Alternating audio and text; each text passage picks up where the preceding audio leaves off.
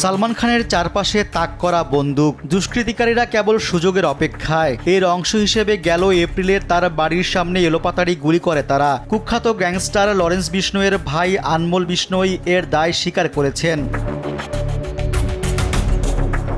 এবার সেই ঘটনায় চার্জশিট দাখিল করেছে মুম্বাই পুলিশ। 1735 পাতার চার্জশিটে জেলবন্দি লরেন্স বিষ্ণোই সহ মোট 9 জনের নাম রয়েছে, যার মধ্যে 6 জন গ্রেপ্তারকৃত।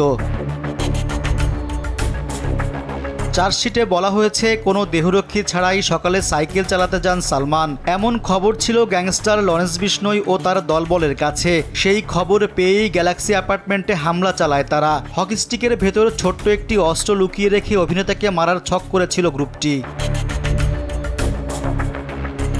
বারবার হত্যার হুমকি দেয়ায় উদ্বিগ্ন হয়ে মুম্বাইয়ের বান্দ্রার ফ্ল্যাট ছেড়ে চলে যান সালমান। এই ঘটনার পরেই ভাইজানের বাড়তি নিরাপত্তা দিয়েছে মহারাষ্ট্র সরকার।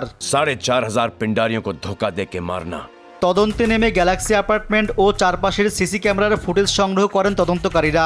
ঘটনার ধারাবাহিকতা নিশ্চিত করার জন্য 4 জুন সালমান এবং তার ভাই আরবাজ খানের জবানবন্দি রেকর্ড করে। পরে তাদের বক্তব্য চার্জশিটে অন্তর্ভুক্ত করা হয়।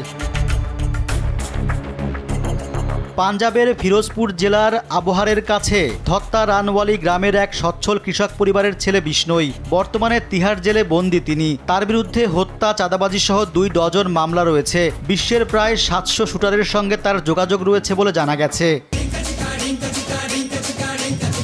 রেজওয়ান সিদ্দিকী, দেশ টিভি।